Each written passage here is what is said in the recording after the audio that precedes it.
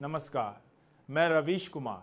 कभी आपने गौर किया है कि हमारे देश में आरोप नाम की चीज कितनी अजीब होती है। आरोप लगते ही देश दो हिस्सों में बंट जाता है। एक हिस्सा कहता है झूठ है, साजिश है। दूसरा हिस्सा कहता है जांच होनी चाहिए।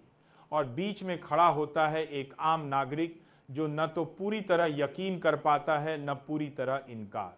आज वही स्थिति है। कंगना रनौत नाम तो आपने सुना ही होगा। कभी फिल्मों में क्वीन बनी, कभी सोशल मीडिया पर विवादों की महारानी, और अब सांसद। कंगना हमेशा अपने बेबाक बयानों के लिए जानी जाती रही हैं, लेकिन इस बार उन्होंने ऐसा आरोप लगाया है जिसने देश की राजनीति की जमीन खिसका दी है। कंगना रनौत ने प्रधानमंत्री नरेंद्र मोदी पर बलात्कार का आरोप लगाया है। जी हां, बलात्कार। यह सुनते ही आप में से कई लोग चौंक गए होंगे। कुछ लोग हंस भी रहे होंगे, कुछ कह रहे होंगे ये तो पागल है, और कुछ सोच रहे होंगे क्या यह सच हो सकता है। लेकिन आप सोचिए, यह कोई मामूली आरोप नहीं है। यह देश के प्रधानमंत्री पर लगा है, उस शख्स पर जिसकी सुरक्षा दुनिया की सबसे मजबूत सुरक्षा में गिनी जाती है, उस शख्स पर जिसके बारे में कहा जाता है कि उनसे मिलने से पहले 100 दीवारें पार करनी पड़ती हैं। तो सवाल उठता है, अगर कंगना रनौत ने इतना बड़ा आरोप लगाया है तो क्या यह महज सुर्खियां बटोरने का तरीका है या फिर वाकई इसके पीछे कोई सच्चाई है। कंगना ने मीडिया के सामने आकर कहा कि मोदी ने सत्ता और ताकत का इस्तेमाल कर उनका शोषण किया। उन्होंने कहा कि अब वो चुप नहीं रहेंगी, वो अदालत जाएंगी। अब यहां पर एक और सवाल खड़ा होता है, क्या इस देश की संस्थाएं इतनी स्वतंत्र हैं कि प्रधानमंत्री पर लगे आरोप की जांच कर सकें। हम सब जानते हैं कि जब एक आम औरत थाने जाती है और शिकायत दर्ज कराने की कोशिश करती है तो पुलिस उसे सवालों के जाल में उलझा देती है। कब हुआ, कहां हुआ, किसने देखा, और अगर आरोपी ताकतवर हो तो केस दर्ज होना ही मुश्किल।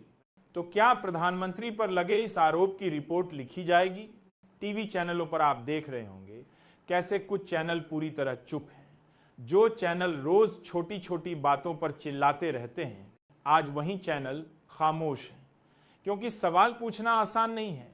सवाल पूछना पड़ेगा सरकार से, और सरकार से सवाल करने का मतलब है अपने विज्ञापन खोना, अपनी नौकरी गंवाना।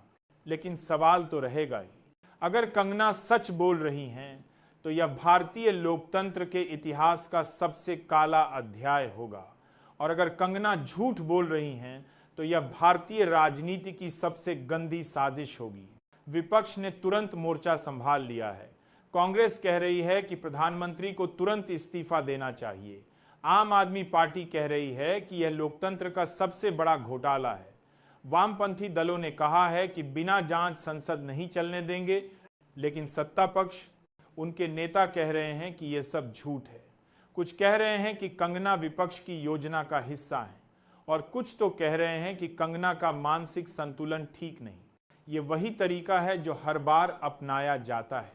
जब भी कोई महिला ताकतवर आदमी पर आरोप लगाती है, सबसे पहले उसकी नीयत और उसकी मानसिक हालत पर सवाल उठाए जाते हैं। मुझे याद आता है उन्नाव का मामला, याद आता है हाथरस। हर बार यही कहा गया, यह राजनीति है। लेकिन सवाल यह है, अगर हर बार राजनीति है तो फिर न्याय कहां है। कंगना रनौत का आरोप सिर्फ नरेंद्र मोदी पर नहीं है। यह आरोप उस पूरी व्यवस्था पर है जो ताकतवरों को बचाती है और कमजोरों को चुप कराती है। आप सोचिए, अगर प्रधानमंत्री पर लगे आरोप की जांच भी न हो तो फिर इस देश की आम औरत किससे उम्मीद करेगी। क्या यह देश सिर्फ नारे बनाने के लिए है, बेटी बचाओ नारी शक्ति, या यह देश सिर्फ ताकतवरों का है जहां गरीब औरतें और आम नागरिक सिर्फ वोट डालने तक सीमित हैं। कंगना ने कहा है कि उनके पास सबूत हैं, वो अदालत जाएंगी, लेकिन इतिहास हमें बताता है कि अदालत तक पहुंचने से पहले ही सिस्टम और सत्ता मिलकर पीड़ित की आवाज दबा देती है। आज मीडिया का एक बड़ा हिस्सा इस खबर को दबाने की कोशिश कर रहा है, लेकिन सोशल मीडिया पर तूफान मच गया है। ट्विटर, फेसबुक, इंस्टाग्राम, हर जगह लोग यही पूछ रहे हैं, क्या यह सच है। कंगना के आरोप आने के बाद संसद का माहौल बदल गया है। विपक्ष हर रोज नारेबाजी कर रहा है, सत्ताधारी दल बचाव में खड़ा है, और जनता टीवी स्क्रीन के सामने बैठी सोच रही है कि अगर यह सच है तो हम किस दौर में जी रहे हैं। अगर प्रधानमंत्री पर लगे आरोप की भी जांच न हुई तो यह संदेश जाएगा कि इस देश में कोई भी महिला, चाहे वो सांसद हो या आम नागरिक, किसी ताकतवर के खिलाफ खड़ी नहीं हो सकती। यह लोकतंत्र के लिए खतरनाक है।